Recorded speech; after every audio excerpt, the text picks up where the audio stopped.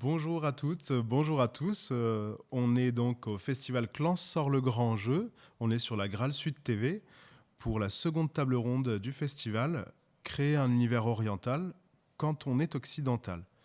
Alors pourquoi j'ai voulu aborder ce sujet Moi qui parle depuis ma naissance deux langues, le français et l'arabe, euh, j'ai remarqué avec un mot tout simple, fakir. En français, fakir, eh ben, on va se centrer sur l'activité de la personne, ce qu'il fait, alors que faqir en arabe, ça signifie pauvre, tout simplement. Et donc je me suis dit déjà, là, avec un seul mot, sur deux langues, on se rend bien compte qu'on peut aborder une personne de manière différente. On est tous concernés par le sujet parce qu'on a travaillé sur des univers qui ne sont pas forcément les nôtres, ceux dans lesquels on a grandi. Et donc, c'est pour ça que je vous ai invité. Je vous laisse vous présenter. On va commencer avec Akai. Bonjour, salut Samy, salut tout le monde. Alors moi je suis Olivier Sanfilippo, voilà. Pardon avec le retour. Donc je suis illustrateur et cartographe, principalement dans le milieu du jeu de rôle, aussi un peu en littérature, et je suis aussi auteur de jeux de rôle de l'Empire des Cerisiers. Voilà. Eh bien, bonjour à Triki, tous, vas-y. bonjour à toutes. Donc moi, Trikitov, auteur aussi en jeu de rôle, auteur principalement au vu du sujet qui nous intéresse aujourd'hui sur deux jeux qui vont me servir un petit peu de socle à la réflexion.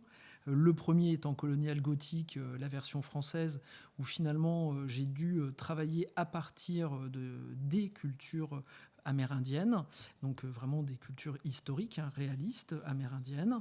Et le deuxième jeu, plus fantastique et plus imaginaire de fait, c'est Aqua Blue, où finalement on s'est intéressé à la culture des autochtones de la planète Aqua Blue, afin de donner quelque chose de réaliste. Donc voilà, c'est un peu les deux jeux qui vont servir de pivot pour cette réflexion autour de la culture et des civilisations.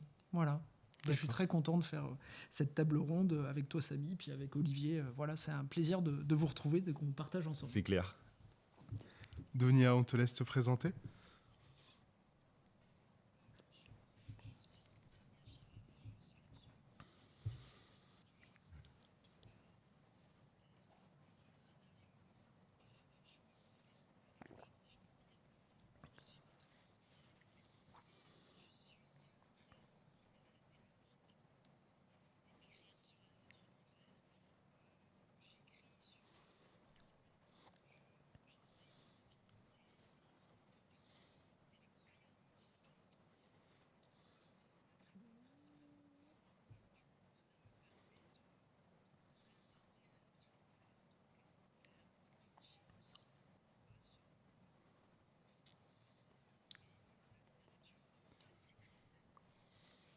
Je suis aussi très heureuse d'échanger avec vous aujourd'hui.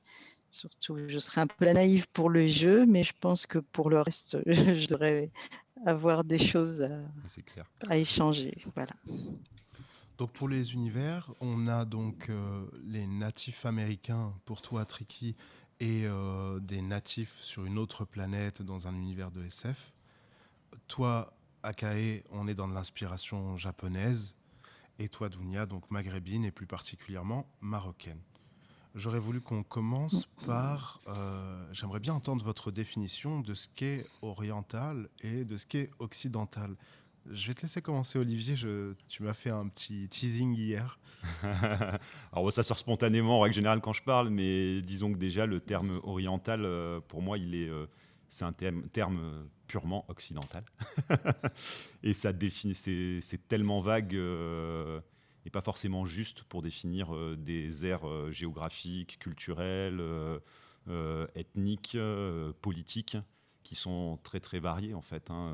Donc on a l'Asie au sens très large, et après dans l'Asie on a les Asies, sud-est, continentale, on en a plein. Et donc déjà rien que le terme oriental, pour moi ça renvoie à un imaginaire colonialiste. C'est le côté, le terme de l'exotisme qui est pas forcément, qui est pas forcément un peu péjoratif, on va dire, pour moi en tout cas, et qui est pas forcément très juste pour parler de culture et de civilisation qui sont, une aire géographique immense en fait. On englobe un plusieurs continents, plusieurs populations, une vaste zone géographique, culturelle. Et pour l'Occident? Pour l'Occident, je pense que c'est pareil. Il y a des Occidents, je veux dire, en Europe, c'est pas du tout la même culture que la culture aux États-Unis. On a une autre culture aussi, et je pense que c'est un peu difficile j'ai du mal à me définir. Moi, à me définir comme occidental personnellement, et après, je comprends dans quel comment dire, pourquoi je me catégorise et pourquoi on nous catégorise de ce côté-là, quoi. On s'est défini nous-mêmes en termes de culture occidentale, au sens large, hein. Nous, c'est pas moi, hein. C'est pas Tricky, c'est voilà, quoi. Tricky? Alors c'est une bonne question, hein, la différence entre Orient et Occident. Alors déjà, si on prend de façon sémantique, c'est là où le soleil se couche ou là où le soleil se lève. Après, historiquement, on va voir apparaître ces notions, surtout avec l'Empire byzantin, finalement, avec d'un côté Constantinople et de l'autre côté le reste, en tout cas, d'une ère culturelle judéo-chrétienne. Après, c'est difficile de parler d'Occident et d'Orient, d'autant plus aujourd'hui, parce que ça regroupe, comme le disait Olivier, des aires culturelles, politiques et géographiques tellement vastes et tellement différents que ça a peu de sens, hein. Rappelons-le, en Occident, on peut aussi classer l'Australie, par exemple. Alors, est-ce que l'Australie fait partie de l'Occident? C'est une bonne question à interpeller le géographe là-dessus. Après, l'Orient, de quoi parle-t-on? Proche-Orient, Moyen-Orient, Extrême-Orient? Est-ce que l'on peut comparer l'Égypte, par exemple, avec le Japon? Donc ça me semble être des données fourre-tout, trop généralistes, et qui ont tendance à estomper les réalités et les richesses de telle ou telle nation, peuple, ère culturelle. Donc c'est des notions trop vastes et trop vagues qui ne sont qu'un premier repère et qui peut-être ne veulent plus véritablement dire quelque chose aujourd'hui. Il faudrait sans doute préciser ces définitions sur plutôt des aires culturelles avec des références historiques, voire même d'influences mythologiques ou religieuses, hein, bien entendu. Voilà, donc des notions qui me paraissent un peu vagues ou à préciser, en tout cas un premier échelon. Voilà. Dounia, on t'écoute? Alors, moi, je vais commencer par une boutade hein, que tu t'attends sans doute à entendre, Samy. Le Maghreb, c'est l'Occident hein, en arabe. Donc, de Tout à toute fait. façon, nous, Le on est à couchant. l'Occident, même plus à l'Occident de la France, si on peut dire. Je pense que Orient, ça revient sans doute. Je ne connais pas, j'ai pas de connaissances historiques sur ça, mais ça revient. C'est une image qu'on a fait quand l'Europe et c'était nous et les autres. Et les autres, c'était le porteur de turban, le porteur de sabre, enfin tout un tas de gens qui, si on réfléchit bien, ont à un moment ou à un autre une civilisation techniquement et philosophiquement plus avancée que l'Occident, tel qu'on le connaissait tout au début du Moyen Âge, après la chute de l'Antiquité.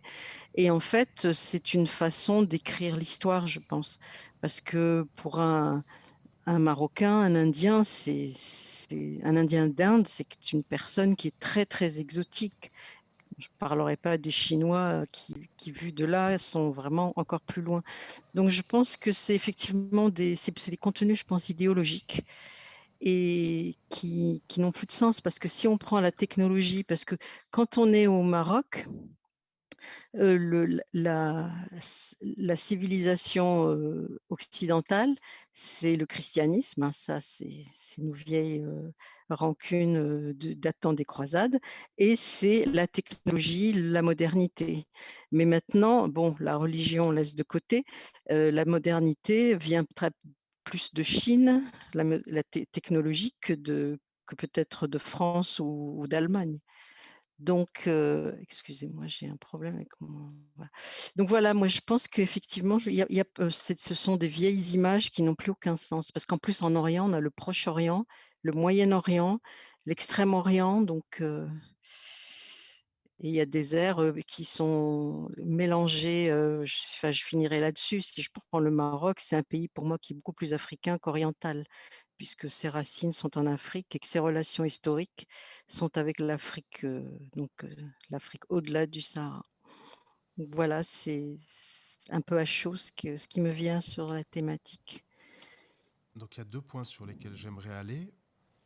Il y aurait peut-être un Occident, un Orient géographique, un autre culturel. Et si on avance dans le temps, dans l'ère coloniale, peut-être qu'à partir de la colonisation, il y a un Occident qui est simplement européano-centré et tout le reste serait oriental, peut-être. Olivier ? Euh, ouais, en quelque sorte, limite. En fait, quand tu prends ne serait-ce que les compagnies de commerce, que ce soit aux Amériques ou que ce soit du côté de l'Asie, on parle des Indes en fait. Je prends par exemple les Indes orientales et les Indes occidentales, mais malgré tout, on rapproche et on rattache à l'Inde en fait. Donc ouais, il y a une sorte de l'Orient, c'est l'autre en fait. C'est plus, enfin pour l'Europe, chrétienne, j'ai envie de dire à ce moment-là surtout. Donc ouais, non, je pense. Après, il y a des réalités sur le terrain individuelles, des parcours de personnes, de groupes et autres qui vont changer la donne. Mais globalement, oui, on se place, on est le centre du monde et tout le reste, c'est les colonies en fait. Ou en tout cas, ça tend ou on souhaite à ce que ça le devienne. Il y a quand même quelques rares pays qui ont réussi à ne pas se faire coloniser, quoi. C'est vrai. Trikitov ? Alors, c'est une question complexe, hein. Effectivement, toutes ces questions autour de la décolonisation, hein, je dis bien décolonisation, c'est une question aussi d'échange, c'est une question historique, c'est une question sur la longueur. Alors, je ne sais pas quel positionnement on peut avoir ici aujourd'hui sur tout cela, si ce n'est finalement de reconnaître que les cultures, que les peuples, que les civilisations, par différents biais, que ce soit par le biais du commerce, le biais de l'exploration, de l'exploitation aussi, hein, il faut le reconnaître, sont amenés à se côtoyer, à se connaître, à se mélanger, à s'opposer, à se confronter. Et que tout cela, ça crée une dynamique, et que c'est cette dynamique finalement qui fonde nos histoires et notre histoire. Et qu'on ne peut pas traiter ces questions à brûle-pourpoint sans s'y intéresser un peu plus en profondeur, avec intelligence et en sachant relativiser son propos, à savoir d'où l'on vient, vers quoi on veut aller et de quoi veut-on parler.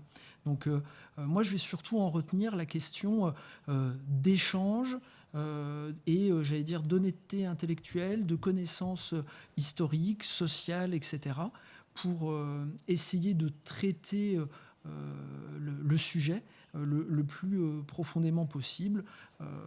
Voilà, c'est complexe. On le disait hier, c'est un sujet complexe, pas forcément difficile à aborder. Hein, c'est pas la question. Il ne faut pas d'ailleurs que ça soit difficile à aborder. Mais la question de la culture de l'autre, de mélanger de cultures et peut-être éventuellement de la spoliation d'une culture, ce sont des sujets importants qu'on doit traiter avec le plus grand sérieux possible, sans avoir des jugements de valeur trop hâtifs. Voilà.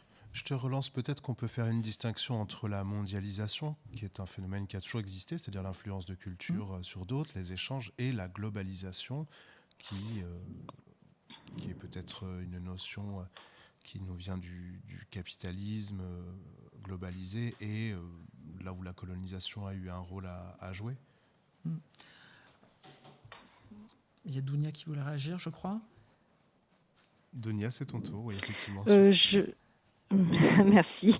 En fait, je réfléchissais sur cette notion d'Orient et d'Occident et ça m'a amené à une autre réflexion. En fait, l'Occident, c'est celui qui a parlé sur les autres. C'est celui qui a raconté l'histoire des autres. Et quand j'écris des romans qui se passent souvent à la période précoloniale ou coloniale, qui au Maroc est arrivé un peu plus tard, par exemple qu'en Algérie, puisque ça date de 1912 seulement. Donc, on a encore des gens qui en avaient la mémoire il y a 30 ans. Et en fait, je lis des livres et je dois mettre ma fierté ou mon orgueil au fond de ma poche parce que les descriptions sont des fois abominables. Parce qu'il y a un regard, une façon de voir cette société en face qui consiste de toute façon, le discours, c'est d'arriver à dire à expliquer que ces gens-là, il faut qu'on les améliore. Donc, qu'on les occidentalise, qu'on s'en serve, qu'on les instrumentalise. On voit qu'en Afrique noire, par exemple, l'islam a été promu contre les religions autochtones pour justement avoir des cadres intermédiaires parce qu'on classait les civilisations et les humains finalement. Et du coup, maintenant, en tant que bibliothécaire, on avait des inquiétudes parce qu'à un moment, Google ramassait toutes les infos sur l'histoire, par exemple. Et les Français résistaient parce qu'ils ne voulaient pas que ils voulaient défendre leur façon, leur récit historique, leur recherche scientifique. Et on s'inquiétait chez les bibliothécaires, mais on disait, mais bientôt, la Révolution française, par exemple, ne sera racontée que par le biais américain ou anglo-saxon, qui n'étaient pas forcément, qui à l'époque étaient nos ennemis. Les ennemis de la France. Donc, je crois que c'est aussi cet aspect-là, donc un peu idéologique, c'est celui qui parle sur les autres. Et un occidental a toujours un discours sur les autres et c'est toujours des choses sur les autres. Et l'inverse n'est pas vrai, ou en tout cas, on n'arrive pas à le poser. Voilà, c'était la réflexion Une réaction sur ce point, qui m'était Ça me venue rappelle une là-dessus. anecdote avec un grand chercheur japonais, donc je ne citerai pas la personne, parce que c'était sous le ton du privé, Mm. mais qui m'avait expliqué qu'il était venu justement à un colloque en France, et donc il travaillait sur l'histoire de France, ce chercheur japonais, et qu'il avait été, alors que c'est vraiment, il faisait un super travail, pris avec beaucoup de condescendance en fait, bon, c'était il y a quelques décennies, mais beaucoup de condescendance sur son travail, et finalement remettait lui-même en cause ses propres recherches, à l'aune simplement de comment il avait été reçu, simplement parce qu'un étranger, parce qu'il faut le dire, c'est ça, osait s'attaquer à la chasse gardée d'une poignée de chercheurs français, en fait. Et c'était assez rigolo, en fait, de voir que même à des hauts niveaux d'études supérieures ou de recherche, là c'était en histoire en l'occurrence, il y avait ce manque de discernement encore à l'heure actuelle, et centralisation en fait, voilà, européano-centré.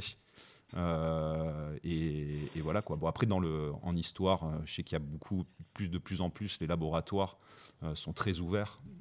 Je pense notamment, celui dans lequel j'ai travaillé, Méditerranée moderne et contemporaine, qui est grandement, qui brasse beaucoup de chercheurs de tout le bassin méditerranéen en fait.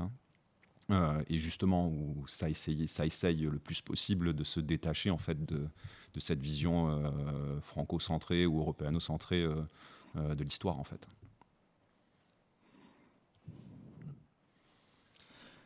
Alors, je voudrais revenir maintenant à votre processus de création.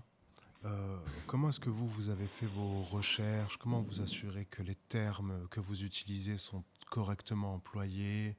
Comment est-ce que vous avez pu vérifier C'était quoi votre démarche, Olivier? Alors moi, il y a une partie de mes recherches, elles sont avant en fait même l'écriture du jeu de rôle. Donc quand j'ai travaillé en tant qu'historien, enfin en tant que doctorant à l'université, je travaillais donc sur les échanges entre l'Europe et l'Asie et notamment le Japon. Donc il y a une partie des recherches qui ont été faites avant. Donc je vais partir pour l'Empire des Cerisiers parce que c'est probablement le travail d'écriture et de création et de conception le plus, qui déjà traite directement du sujet. Où c'est vrai que dans le travail d'illustration, on pourra en parler après, c'est aussi une autre démarche, mais c'est souvent des travaux de commande, donc c'est pas pareil. Là, en fait, donc il y a une partie qui sont basées un travail sur les sources et autres. Donc moi, avec l'Empire des Cerisiers, je voulais, il y a les sources historiques qui ne sont même pas dans les inspirations du livre, en fait. C'est-à-dire que c'est tout un fond, en fait, que j'ai personnellement, que j'ai ingurgité au fil des années, et qu'il faut encore combler continuellement. Voilà. Et sinon, après, pour les termes et autres, j'ai fait relire, tout simplement, soit par des japonophones, ou des japonaises directement.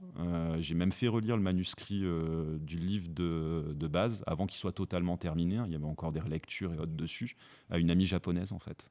Alors c'est marrant aussi de voir les différences, en fait, de perception du jeu, même parmi les Japonais, donc les critiques sur quoi ça s'attache et autres.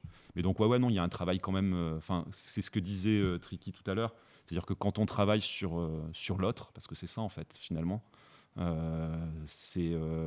faut le faire le plus honnêtement possible, le plus sincèrement possible, et avec du sérieux, quoi.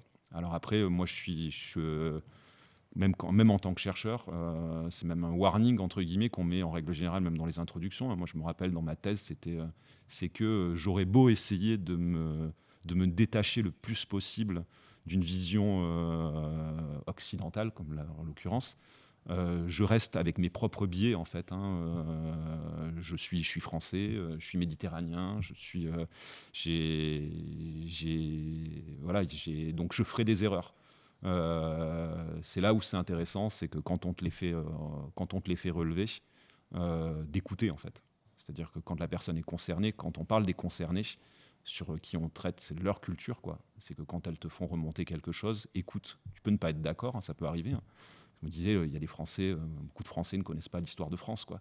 Et je veux dire, c'est partout pareil, hein. C'est des Américains des États-Unis qui connaissent pas l'histoire des États-Unis, des Japonais qui ne connaissent pas l'histoire du Japon. Enfin voilà, quoi. Mais donc on peut ne pas être d'accord, mais il faut écouter, par contre. C'est-à-dire, on traite de l'autre, l'autre faut l'écouter. Ça va dans les deux sens, quoi. On peut pas de toute manière faire autrement. Alors ce que dit Olivier est important, hein. C'est une vraie démarche. C'est-à-dire qu'il faut avoir un sérieux, y compris quand on écrit dans le domaine du jeu de rôle, sur une autre culture, dans un jeu historique ou autre. Il faut une véritable démarche. Alors il faut se baser sur des sources documentaires, il faut se donner du temps, du travail, de la réflexion, et surtout, en même temps, avoir conscience que l'on parle de son propre point de vue. C'est-à-dire qu'on n'est pas sans nous-mêmes être traversé, et heureusement d'ailleurs, par notre culture, notre éducation, notre parcours, notre regard. Donc il faut avoir la démarche la plus sincère, la plus complète possible, essayer véritablement de respecter le sujet dont on parle, à savoir la culture de l'autre, afin de transmettre en tout cas un certain nombre d'idées fortes. Mais c'est une vraie démarche. Enfin, on n'improvise pas, et ça je tiens à le dire, hein, on n'improvise pas l'écriture d'un jeu à partir d'une période historique ou sur une civilisation ou une culture différente dans l'improvisation. C'est pas parce qu'on fait du jeu de rôle et qu'on est dans le domaine du jeu qu'on peut se permettre d'être léger. On peut être léger, effectivement, sur un certain nombre de sujets traités, d'aventures proposées, etc. Mais sur le fond culturel, civilisationnel que l'on traite, on ne peut pas se permettre d'être léger. Donc il faut une vraie démarche de recherche, il faut passer du temps, il faut effectivement se confronter, tu l'as très bien dit, à l'autre, faire relire et aller au plus profond du sujet. Enfin voilà, on ne peut pas rester sur des poncifs, on ne peut pas colporter des images d'Épinal ou autres. Voilà, il faut être dans une démarche de recherche, même si ce n'est que du jeu de rôle. Alors je dis ce n'est, attention, hein, c'est pas péjoratif, mais n'empêche qu'il faut avoir une démarche sérieuse, et ça il faut vraiment, s'il y a d'autres auteurs qui nous écoutent, sans être un donneur de leçons, loin de là, hein, c'est pas du tout ma démarche, mais en tout cas il faut vraiment avoir cela à l'esprit, d'avoir une vraie démarche de recherche et documentaire. Voilà. Dounia.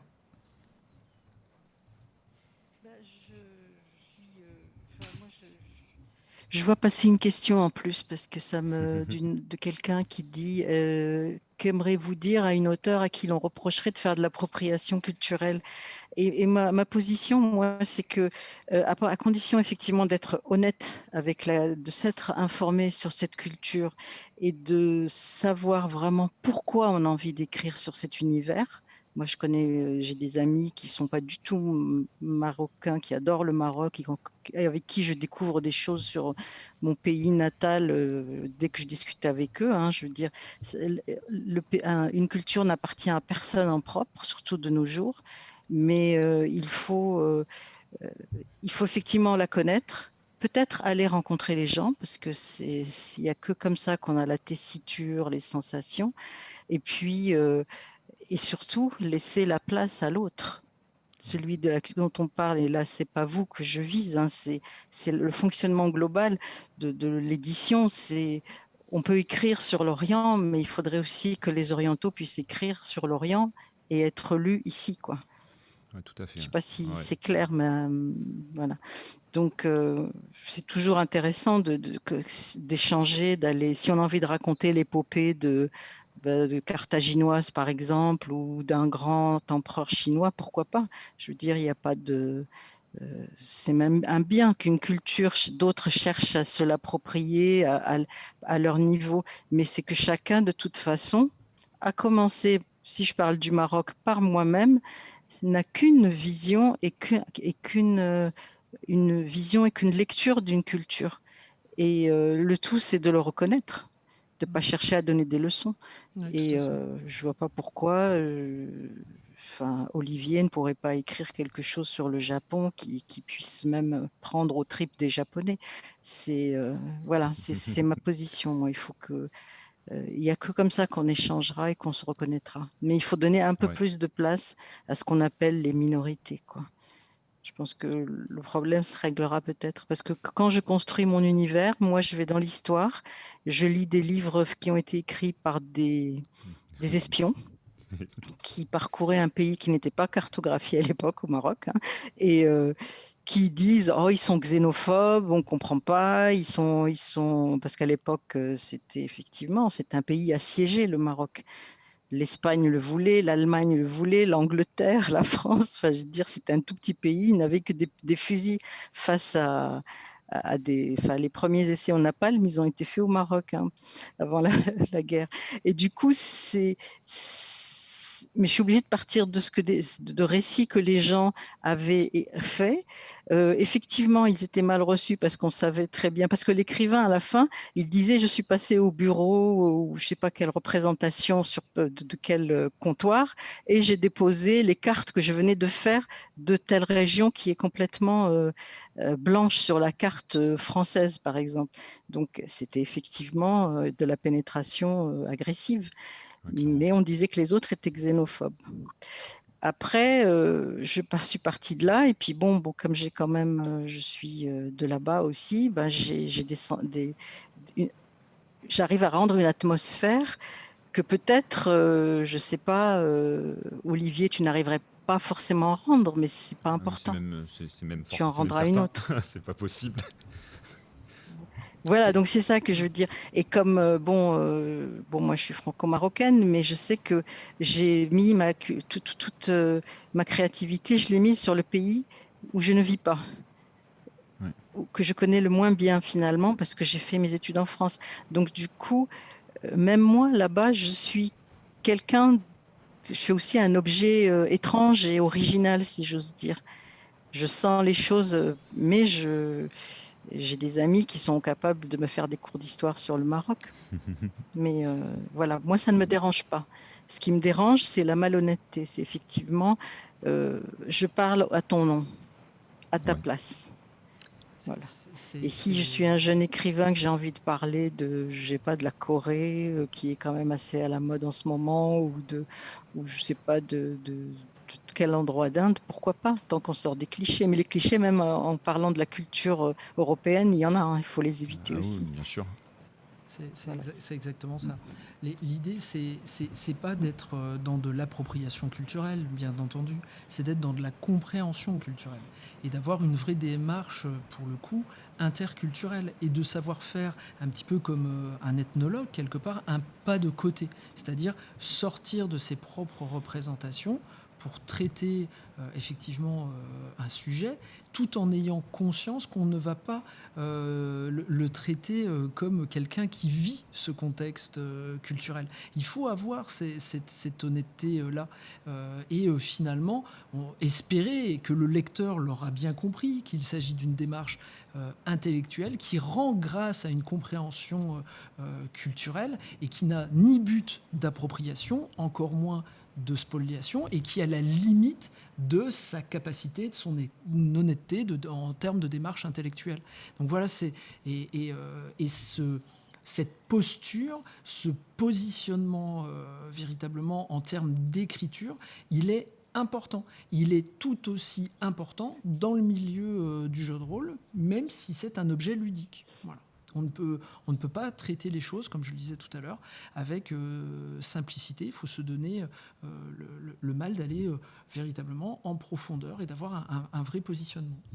Non, puis en plus, même à travers le jeu de rôle, qui est un média quand même, entre guillemets, qui a cheval sur la littérature, sur un ensemble de médias et qui est un objet culturel, on véhicule aussi des stéréotypes et des clichés qui peuvent justement nuire à la compréhension de... Je veux dire, combien de fois j'ai entendu pour certains jeux, genre au Japon on faisait ça par exemple, et non, en fait, ce que tu as entendu dans tel jeu, c'est pas le Japon. Déjà, c'est un jeu de fantasy. Alors moi, l'Empire des Cerisiers, quand même, alors c'est doublement, c'est parce que j'aime beaucoup la fantasy et que j'aime beaucoup la fantasy japonaise en fait, et tout ce qu'elle véhicule et autres. Je voulais écrire un jeu de fantasy japonaise et pas un jeu d'histoire un jeu historique en fait. Donc j'ai pris la carte, fantasy qui me permet pas de dire n'importe quoi, mais je pense que je me serais peut-être pas senti légitime moi d'écrire purement un jeu sur l'histoire du Japon. Je pense c'est important ce que tu soulignes là, c'est que c'est que le jeu de rôle nous offre la possibilité finalement d'aller vers ce côté fantaisiste et de fantaisie qui nous permet un petit peu aussi de nous affranchir de certaines lourdeurs aussi dans la démarche et puis de pouvoir explorer autre chose à partir de. Donc ça, c'est intéressant aussi. Ça permet d'extrapoler, toujours en respectant le socle initial. Mais en tout cas, ça nous... Voilà, c'est aussi la beauté du jeu de rôle. C'est cet espace d'imaginaire et de partage qui nous est offert.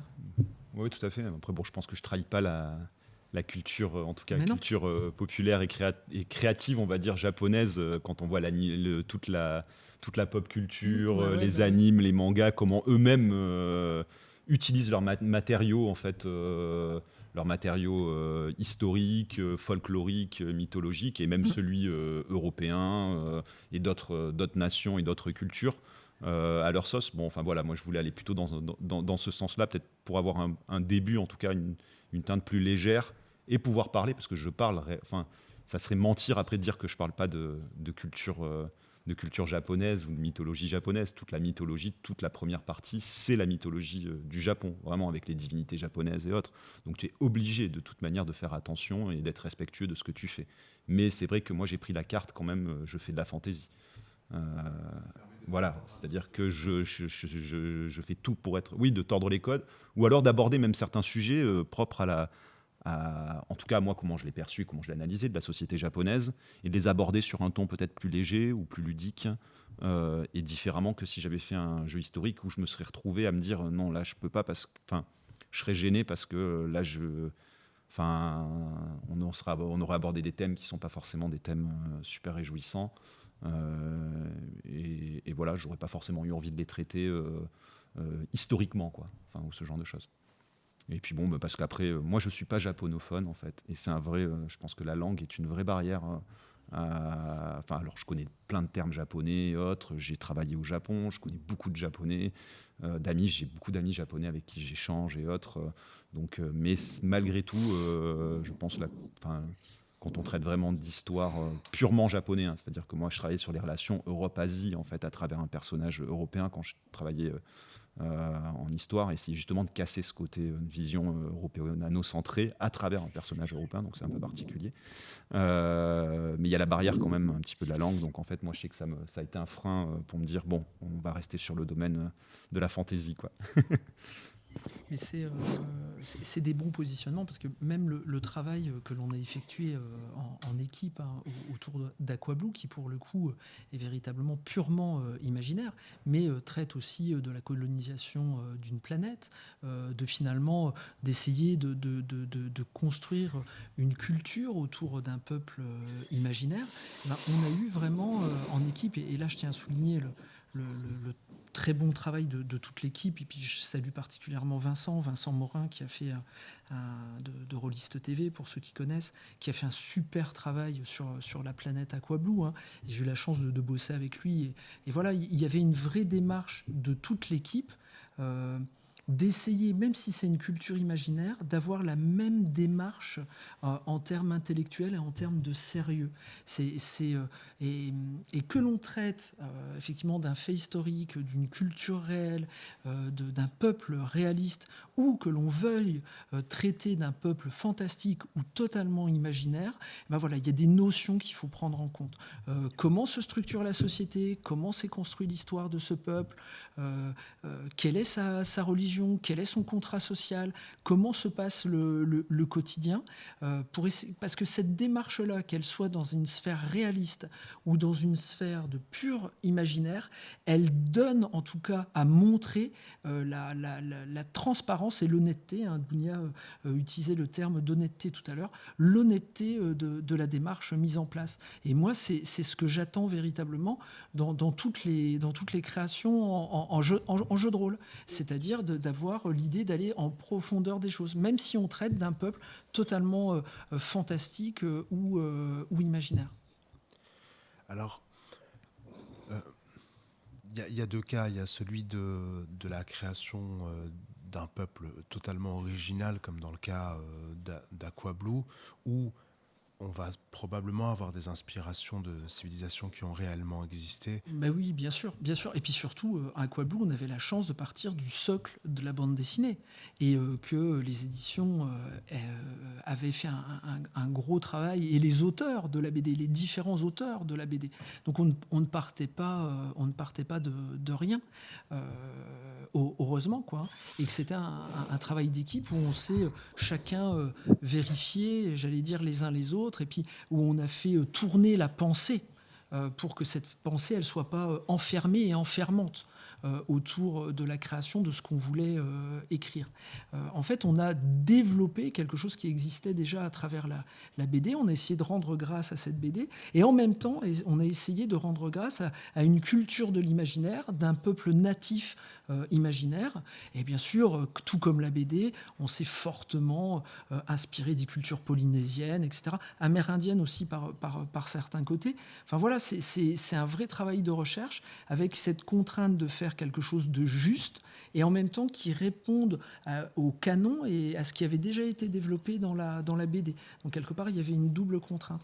Mais ça montre aussi bien, Olivier, par rapport à l'Empire des Cerisiers, que nous, au niveau de l'équipe, par rapport à Aquablue, la complexité et l'ardeur que l'on met dans le fait de créer quelque chose de crédible et de positif. Voilà, de véritablement positif, qui rende grâce à une culture, qu'elle soit imaginaire ou du réel.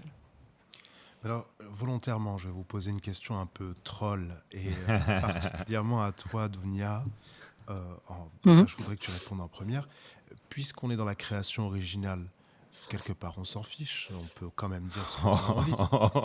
Est-ce que, en termes de pourcentage, par exemple, dans l'univers que toi tu présentes, Dounia, est-ce qu'il correspond à une réalité forte du Maroc, ou est-ce qu'on n'est pas dans un Maroc fantasmé? Alors, il y a deux questions, finalement. Hein. C'est, est-ce qu'on peut pas, en toute liberté, dire ce qu'on a envie de toute façon, puisque c'est de la création? Et d'autre part, est-ce qu'on recherche la réalité ou est-ce que c'est pas la fantaisie, c'est pas aussi tordre la réalité? Eh ben, écoute, toi, tu me poses des questions difficiles comme ça, à la fin du mois d'août. Écoute, je pense qu'on a le droit d'écrire ce qu'on veut, de créer ce qu'on veut. Un livre, ça se ferme. Un jeu, ça se ferme. Le tout, c'est de ne pas insulter les gens, mais quel que soit le domaine, hein, je veux dire, il y a des lois, pas d'incitation à la haine, etc. Après, si le livre, il est parfaitement écrit ou qu'il est bien, qui nous prend aux tripes, ben, on va le lire. Après,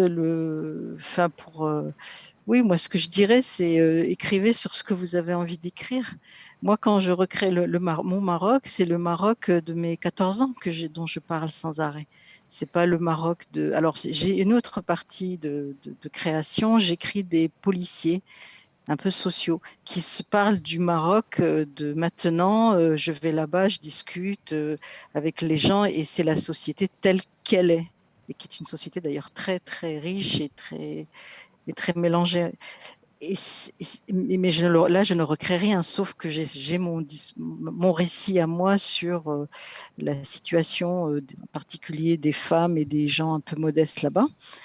Et puis, quand j'écris, je prends des jeans, quand je revisite des contes, c'est pas, je ne suis pas un porte-drapeau de la culture marocaine, surtout, surtout pas. Voilà, là-dessus, si, c'est comme réponse. Tricky.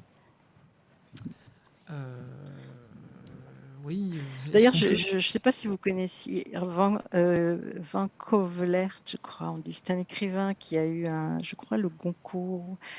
Il avait écrit sur je crois, un Marocain qui avait été renvoyé. À l'époque, on commençait à envoyer les immigrés clandestins. Et c'était écrit par un Français. Ça se passait là-bas et c'était tout à fait réaliste et prenant. Donc, voilà. Pour une autre illustration du fait que la liberté elle doit être totale pour le créateur. Je trouve qu'il y en a qui le payent assez cher, de toute façon. Ouais. Ouais. Alors oui, effectivement, la liberté d'expression, la liberté de création, elle est importante, elle est à défendre à corps et à cri. Je pense qu'on peut écrire sur tout, de toutes les façons, à partir du moment où on ne distord pas la réalité et à partir du moment où on ne nie pas certains faits fondamentaux et on ne nie pas certains pans culturels, certains pans civilisationnels. On peut aborder tous les sujets par quelque aspect qu'il soit, à partir du moment où on a bien en tête qu'on va le faire de façon la plus objective possible. Je dis bien la plus objective possible parce qu'on ne parle qu'à partir de soi-même, qu'à partir de son point de vue, je le dis encore une fois, de son éducation, de sa propre culture, etc., de sa propre appartenance. En fait, il ne faut pas distordre les choses, il faut avoir une sincérité. Et après, comme le disait Olivier, comme le disait Dounia, reconnaître que l'on peut avoir tort, que son positionnement n'était pas le bon, écouter les autres, partager et faire en sorte d'être dans un esprit d'ouverture qui permette d'être dans une réelle sincérité. Voilà. Donc oui, on peut écrire de tout, on peut écrire sur tout, on peut créer à partir de tout, à partir du moment où cette démarche, elle est sincère, honnête, ouverte et partagée. Voilà. Je vais prendre tout ce qui a été dit. Je pense que voilà, c'est le coup de notamment d'être ouvert à la critique et d'en assumer les conséquences en fait. C'est-à-dire que tu as décidé d'aborder tel sujet. Si les concernés viennent te dire t'as fait de la merde, faut l'entendre. Ça fait jamais plaisir, surtout si on a été sincère. Mais je pense qu'il faut l'entendre, faut l'écouter en tout cas. Et puis après il y a un travail de déconstruction aussi à avoir, ça c'est important. Je pense que moi, je suis pas le même. Déjà j'ai commencé à écrire l'Empire des Cerisiers en 2017. Je l'écrirai peut-être plus de la même manière aujourd'hui. Je l'écrirai plus de la même manière dans 10 ans. Et si ça avait été il y a 15 ans, je parle même pas en termes de qualité d'écriture, ou de travail, d'imagination ou autre. Je parle en termes d'individus et de vision, de rapport aux autres cultures, au Japon que j'ai. moi, en l'occurrence, là, le Japon, hein, mais de manière globale, sur l'ensemble des autres cultures, en fait, hein, on évolue, quoi. Et je pense qu'il ne faut pas avoir peur. Le travail de déconstruction, c'est pas perdre des morceaux de soi. Au contraire, c'est s'enrichir c'est s'enrichir des autres et de leur contact et de pas enfin voilà de pas en avoir peur, quoi. C'est pas sale de dire qu'on a tort, de le reconnaître, hein, et de faire en sorte, parce que c'est pas tout de le reconnaître, c'est bien beau de dire à chaque fois oh pardon j'ai fait une bourde, et d'en tirer les leçons et une expérience entre guillemets, et de faire mieux la prochaine fois.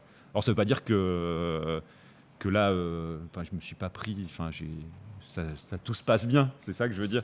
Mais voilà, mais faut s'y attendre et faut y être ouvert, en fait. Après, ça veut pas dire non plus accepter toutes les critiques ou tous les trolls qu'on peut se prendre. Je veux dire, il faut qu'il y ait une critique soit constructive, et même si elle est violente, c'est pas grave, en fait. Parce que quand ça vient des concernés, une critique qui peut être violente, ce qu'il faut voir derrière la critique violente, c'est le ressenti de l'autre, en fait. Ce qu'on dit, on parlait d'empathie. En fait, voilà, ça veut dire qu'il y a quelque chose qui a blessé, il y a quelque chose qui a mal été perçu, parce que c'est pas forcément notre intention, et peut-être on veut dire tout autre chose, où la personne en face n'a pas forcément les mêmes clés dans la création, les mêmes clés de compréhension, et en fait, on a heurté, on a blessé, et c'est valide. C'est-à-dire que le ressenti de l'autre, de tous les autres, en fait, ils sont valides. Mais après, ça ne veut pas dire non plus arrêter d'écrire pour autant. Non, bien sûr. C'est juste de dire ça, j'en prends compte, je t'entends, j'entends ta souffrance, j'entends tes objections et autres, et je vais en tenir compte, en fait.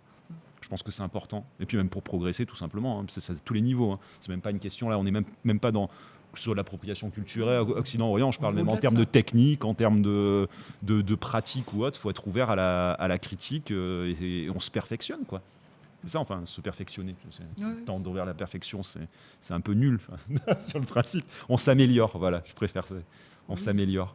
Et on avance, en fait, alors là, si on reprenait un peu nos points de vue d'auteur, parce qu'on parle beaucoup avec Olivier, on est auteur aujourd'hui, on sera auteur demain, ou en tout cas on l'espère, et l'auteur de demain ne sera pas le même qu'aujourd'hui.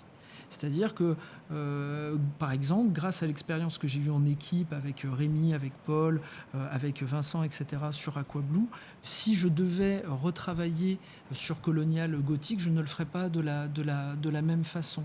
Et grâce aux rencontres que j'ai aujourd'hui ici, demain dans une autre convention, avec d'autres auteurs, je vais en apprendre quelque chose. Et je vais me nourrir de tout ça, et je vais continuer effectivement à progresser. Et justement, c'est cette progression-là, en ayant un regard neutre, en ayant un regard bienveillant, en reconnaissant ses erreurs, en essayant de ne pas trop taper sur les autres en raison de leurs erreurs, même quand ils prennent des positions quelquefois un petit peu difficiles sur des sujets difficiles, y compris dans notre milieu, hein, sur un sujet d'actualité. Enfin voilà, il faut toujours garder une bienveillance et se dire, on a tous le droit de progresser, on a tous le droit de faire des erreurs, et on s'améliore tous, et j'espère que ce que j'écrirai demain sera meilleur que ce que j'écris aujourd'hui, qui est sans doute meilleur que ce que j'ai écrit par le passé, quoi. Donc voilà, c'est une démarche, mais c'est de cela dont on parle aujourd'hui. C'est créer finalement un monde oriental en tant qu'occidental. C'est au-delà de ça, c'est essayer d'avoir le regard le plus juste possible et d'aborder certaines choses avec profondeur et sincérité le mieux possible, sans blesser personne et dans le respect. Voilà. Dounia, tu voulais ajouter quelque chose à ce qui s'est dit ? Non, moi je suis effectivement toujours convaincue que la culture appartient à tout le monde. Hein. C'est ça qui fait sa richesse, c'est ça qui fait son intérêt, et qu'il faut oser. Après, il y avait une question mais c'était un petit peu hors sujet. C'était comment écrire sans cliché. Mais en fait, dans toutes les littératures, on a des risques de clichés, et les clichés, c'est des règles, peut-être des règles du jeu qui sont dépassées, qui n'ont aucun intérêt, qui laissent les personnages, les situations dans le superficiel. on ne va pas dans les profondeurs parce que le cliché est censé représenter des choses qui sont souvent fausses ou sans intérêt quand c'est des histoires donc, comment dire, quand c'est des histoires de relations sentimentales. Donc là, je pense que si vous êtes intéressé par l'Orient, continuez. Je ne parle pas qu'à mes alter ego, je parle à tous ceux qui nous écoutent. Il ne faut pas avoir peur de s'intéresser aux autres. Il faut juste savoir s'y prendre et prendre son temps pour construire quelque chose qui en vaille la peine, quoi, qui fasse que c'est votre petite musique à vous qu'on va écouter. Donc, il faut qu'elle soit belle à entendre, quoi. Voilà, c'est un joli. peu un cliché, du coup, sur lequel je termine. Si vous aviez, chacun d'entre vous, un conseil pour essayer de lutter contre l'appropriation culturelle, la récupération culturelle, ce serait quoi? Comment est-ce qu'on pourrait améliorer les choses, être sensible à ce questionnement tricky? Oh là là, ça, c'est une question très, très profonde. Alors, être dans la compréhension et ne pas faire aux autres cultures ce qu'on n'aimerait pas qu'il soit fait à la nôtre. Savoir d'où l'on vient, où l'on est au temps présent, ce qui nous a construit pour être d'autant plus respectueux de cette même chose chez les autres. Donc je dirais que se tourner vers une compréhension culturelle est le meilleur moyen de se prémunir de l'appropriation culturelle. Donc à chaque fois, et après de façon peut-être plus pratique en tant qu'auteur, à chaque fois que l'on fait référence à un fait culturel, à chaque fois que l'on dessine tel ou tel symbole ou telle divinité ou créature issue du folklore ou de la mythologie, de bien référencer de où ça vient et de pourquoi finalement on en est là et pourquoi on l'a utilisé, quoi. De ne pas s'approprier finalement sauvagement un objet, mais de dire pourquoi on l'a utilisé, etc. Donc voilà, d'essayer de parler des autres et de la culture des autres avec respect, comme on aimerait que l'on parle avec respect de notre propre culture, car nous sommes nous-mêmes porteurs de notre propre culture, et heureusement. Olivier? Dounia, tout à l'heure, elle soulevait un point qui est plus que juste, c'était de aussi laisser parler les autres, en fait. C'est-à-dire que il y a des minorités qui sont étouffées, qu'on a étouffées, qu'on a invisibilisées, entre guillemets, mais dont on s'approprie quand même la culture. Je pense les natifs, par exemple. Enfin, il y en a plein, beaucoup. Et donc, il y a quand on travaille dessus, et après de manière globale, pas forcément quand on travaille dessus, mais quand on s'y intéresse, essayer d'aller se tourner vers les témoignages, vers les gens concernés, en fait. Moi, de plus en plus, j'essaye de faire la démarche quand je traite, par exemple, d'un sujet historique, d'abord de chercher les auteurs de l'ère culturelle, géographique, et qui parlent par exemple sur le Japon, de chercher des auteurs japonais, parler du continent africain. Ça a été dur pendant des années de trouver des références, parce que des auteurs, mais des références en tout cas universitaires ou en tout dans les bibliothèques. Je ne parle pas qu'elles n'existaient pas, en tout cas d'y avoir accès à des références du continent africain, quoi. Il y en a, en fait, il y en a beaucoup. Et donc essayer d'abord en fait de faire ce travail-là, d'aller voir comment les cultures dont on veut parler ou auxquelles on s'intéresse vous parlent d'elles, en fait, parce que c'est ça, en fait, l'échange culturel, c'est écouter l'autre parler de sa culture, quoi. En fait, et je pense que dès lors qu'on est là-dedans, on est plus il y a moins de chances, en tout cas, qu'on fasse de l'appropriation culturelle, et on est dans l'échange culturel, quoi. C'est-à-dire, ça se passe c'est dans les deux sens, quoi. L'appropriation, c'est tu prends et tu peux le faire involontairement, hein. C'est-à-dire, c'est pas. Mais je pense que c'est aussi de se placer, d'essayer d'y réfléchir. C'est-à-dire, dire attends, là, je vais prendre l'exemple d'un roman où ça a fait un peu un shitstorm si on parle de personne t'interdit de parler de l'esclavagisme, de la traite négrière.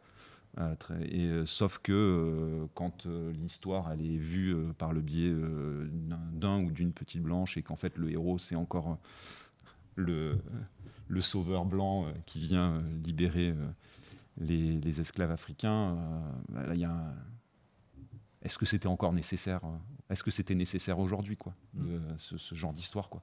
Voilà, il y a ça. Est-ce qu'on essaie d'apporter un petit truc, quoi. L'appropriation culturelle, elle sous-entend un rapport dominant-dominé. Donc je pense qu'il faut, si on se sort de cette tournure de domination, de fait, on se prémunit aussi de l'appropriation culturelle. Voilà, il n'y a pas de dominant, de dominé, il y a juste des gens, des peuples de cultures différentes qui peuvent partager, qui peuvent se regarder les uns les autres et parler les uns les autres d'eux. Voilà. Et c'est vraiment ça, il faut sortir du rapport dominant-dominé.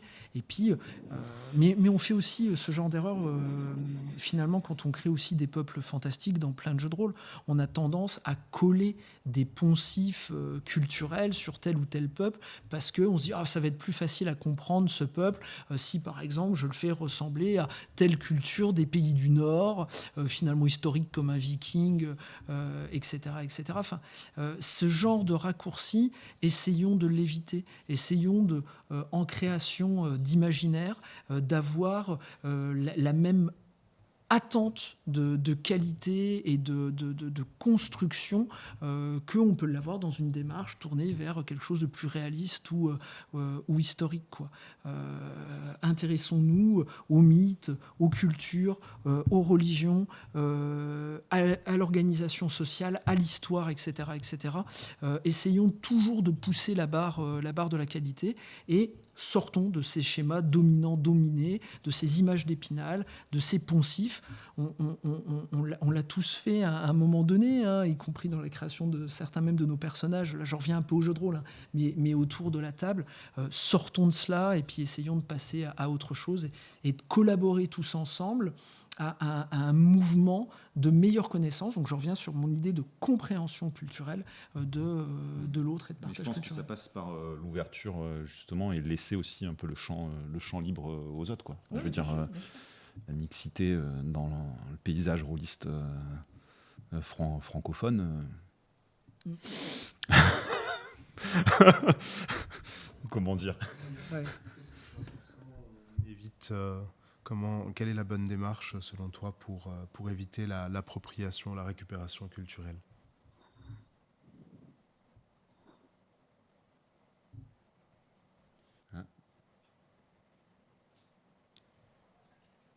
Dounia, tu nous entends? Ah, excuse-moi, je ne pensais pas que c'était à moi que tu parlais.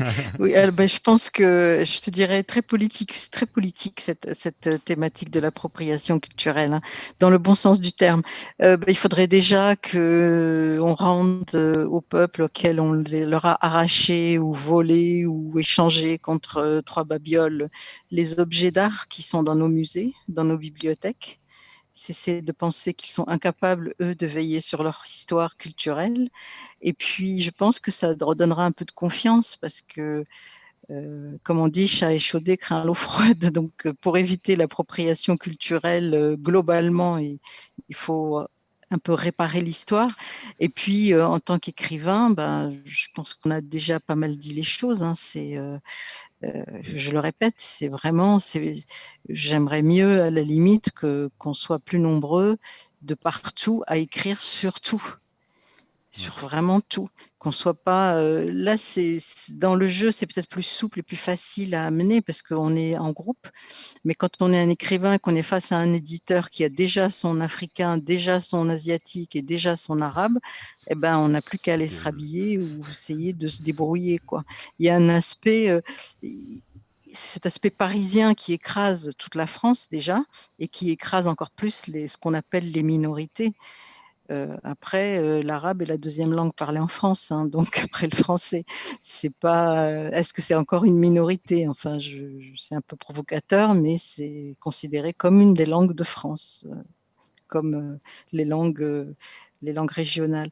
Donc, je pense que, enfin, pour en revenir à pas s'approprier, c'est que tout doit être ouvert, que tout le monde doit avoir accès à la culture et à l'histoire, à tout. Et Internet est génial pour ça.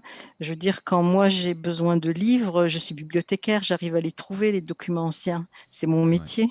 Je sais où m'adresser, comment les avoir. Mais il y a des tas de gens qui sont loin et qui n'ont pas accès à l'histoire de leur pays, qui est stockée dans des livres, sur des statues, enfin voilà un petit peu des œuvres d'art. Et ça, c'est la loi, c'est pas typiquement occidental, c'est juste que l'histoire actuelle fait que c'est l'Occident qui tient le manche de l'âge, quoi. Olivier, tu connais l'histoire asiatique, quand les Mongols ont envahi Ah. les pays comme l'Iran et tout ça, ils tuaient tout le monde, c'était des génocides terribles, mais ils commençaient par prendre les artisans et les mettre de côté parce qu'eux, ils les emmenaient avec eux. Donc eux aussi s'appropriaient des techniques et donc c'est un truc pas cool, mais qui n'est pas spécifique à l'Occident. Sauf que actuellement, dans notre vie, c'est l'Occident qui domine. Donc c'est là où Oui, c'est ça, mais tu on mets le peut, point sur le voilà. domine en fait. C'est ce qu'il disait Tricky, Voilà, en fait, c'est une question de dominant-dominé en fait. Hein. C'est que les dominants, ça ils n'ont reste pas ça, l'intention de oui, lâcher ça le reste. morceau. Mhm. Les rapports de force. Oui, c'est le rapport de force. Ouais. Alors je vous propose, et on commencera par Dounia, de dire un dernier mot s'il y a un point ou deux qu'on n'a pas abordé ici. Je vous laisse la main, on va faire un tour de table, puisqu'on arrive sur la fin de cette table ronde. Je te laisse commencer, Dounia. D'accord. À propos de notre thématique, toujours. Tout à fait. Moi, je dirais que personnellement, en tant qu'écrivaine, je suis assez intéressée à communiquer avec d'autres créateurs qui créent effectivement sur des civilisations différentes ou anciennes ou qu'on imagine, parce que même un roman historique, c'est finalement qu'une reconstitution. On ne sait pas si les gens avaient vraiment la mentalité qu'on leur donne maintenant, à travers le prisme en plus de l'écriture et de l'histoire. Et je trouve vraiment cette table ronde très intéressante et j'espère qu'il y aura d'autres lieux d'échange inter-support, si je peux dire, entre ceux qui écrivent des jeux, ceux qui écrivent des romans, ceux qui écrivent des bandes dessinées, ceux qui écrivent, qui font de la musique même. Donc voilà, parce qu'il y a aussi de l'appropriation dans la musique, ça on pourrait en parler beaucoup. Voilà, donc c'est ça, je suis très heureuse d'avoir pu échanger avec vous C'est là-dessus. avec plaisir, c'est une introduction, je le vois comme ça, une vulgarisation, et dans quelques semaines, Voilà. quelques mois, je vous inviterai probablement, et d'autres, à approfondir le sujet, je pense. Tricky ? Moi, je suis très content d'avoir participé à cette table ronde. Je suis surtout très content que le jeu de rôle puisse amener ce genre de discussion. C'est-à-dire qu'on soit dans un échange entre effectivement créateurs, que ce soit de créateurs de jeux de rôle, de jeux vidéo, des écrivains, etc.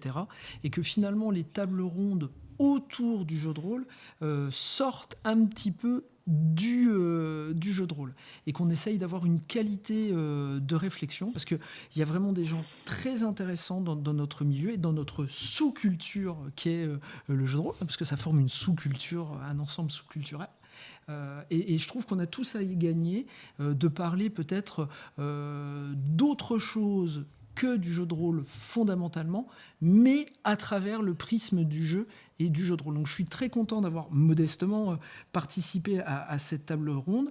J'espère qu'il y en aura d'autres. J'espère que ça va donner aussi envie à d'autres médias tournés vers notre loisir de rôlistes, d'avoir envie d'explorer d'autres sujets de discussion, peut-être plus profond ou plus léger, mais en tout cas gravitant autour du jeu de rôle à partir du jeu de rôle. Essayons d'arrêter les tables de jeu où on parle de l'histoire du jeu de rôle et de la création du jeu de rôle et de comment s'est passé l'arrivée du D100, l'arrivée du D20, etc. C'est important, il faut le faire. Je suis le premier à aimer ce genre de débat. Mais maintenant, je pense que le jeu de rôle est assez mûr, peut-être, pour aborder des sujets satellite et extérieure à travers le prisme du jeu de rôle. Donc voilà, je suis très content. J'espère que ça aura intéressé les gens qui nous ont regardés, qui nous ont écoutés. J'espère voilà, qu'on ait été le plus juste possible. En tout cas, voilà, ma démarche, en tout cas, elle était très sincère et j'étais très content de partager avec vous et puis d'être dans cet échange intercréatif. Voilà. La première chose, c'est que c'est toujours un régal d'échanger, que ce soit avec Dounia, c'est pas la première fois, avec toi, Sally, avec Ricky, puis avec les autres, plein de gens en fait. Et c'est peut-être très égoïste comme réflexion, mais c'est vraiment le genre d'échange qui, à titre personnel, ça nourrit mes propres démarches, ma propre créativité, ça me pousse à avoir une réflexion sur mon travail. Et j'espère en tout cas que ça aide d'autres créateurs, des curieux tout simplement, à essayer de faire aussi la même démarche, d'écouter en fait ce qui est dit. Alors pas de ce que je dis, hein, parce que moi là je parle de ce que j'ai entendu en fait, et d'en tirer justement du positif, parce qu'en fait c'est très très positif, parce qu'on parle de choses qui sont pas forcément l'appropriation culturelle, c'est pas quelque chose de positif à proprement parler, mais ce qu'on en dit et ce autour de quoi on parle apporte des choses positives justement, et essayer de changer le regard. Moi, ça change réellement en fait. Moi, toutes ces discussions et autres je pense, font évoluer quotidiennement en fait. Et voilà, donc c'est un truc très égoïste. Voilà, à titre purement personnel, j'ai passé un moment merveilleux, quoi. Voilà, quoi. Notre communauté, il y a des beaux esprits, il y a des gens qui ont envie de partager, il y a des gens qui ont des choses à dire, etc. Donc oui, il faut qu'on se retrouve comme ça sur des sujets ouverts où on discute, parce que cette discussion, elle se fonde aussi sur des échanges préalables, elle va continuer après, elle va peut-être donner aussi aux gens de nous écouter autrement, de se tourner tout simplement vers le jeu de rôle, qui est un formidable média. Donc voilà, ça participe aussi à l'ancrage du jeu de rôle comme étant un sujet culturel parmi d'autres, qui peut s'intéresser à d'autres sujets culturaux parmi d'autres. Voilà. Avant de terminer, je vois une question là qui nous est posée. Qu'est-ce qui est le plus important dans le changement entre cette dualité orientale-occidentale? Les graphismes, les formats, le fond, la forme? Dounia, pour commencer, s'il te plaît. Le graphisme, tu me laisses voter en touche parce que je ne suis pas dessinatrice, mais je pense que de toute façon, personnellement, je pense qu'il n'y a pas entre guillemets d'oriental pur ou d'occidental pur, hein. On est depuis toujours, on se mélange, on s'influence mutuellement. Il faut savoir que Victor Hugo a été traduit en arabe au début du siècle dernier en Égypte. Il y a des choses qui sont... il y a longtemps qu'on communique ensemble, on construit des récits et il faut continuer à avancer, parce que je pense que plus on sait de choses, c'est ce que disait Tricky, plus on sait de choses sur l'histoire, la culture d'une société, et plus on écrit correctement sur elle, et plus on est intéressé par elle. Et aussi, peut-être que le jeu de rôle, je connais pas trop, donc c'est quand même beaucoup des combats, j'imagine, des aventures, et c'est peut-être très relié à la fantaisie. Il y a aussi l'avenir, c'est-à-dire que ces sociétés d'Orient et d'Occident sont en train de changer toutes les deux, et ça serait intéressant d'écrire peut-être quelque chose dans un Japon du futur, pour le coup, Oui, ou mais une Chine du futur. il y a des créations anglo-saxonnes sur le Qui coup, le font. qui justement commencent à...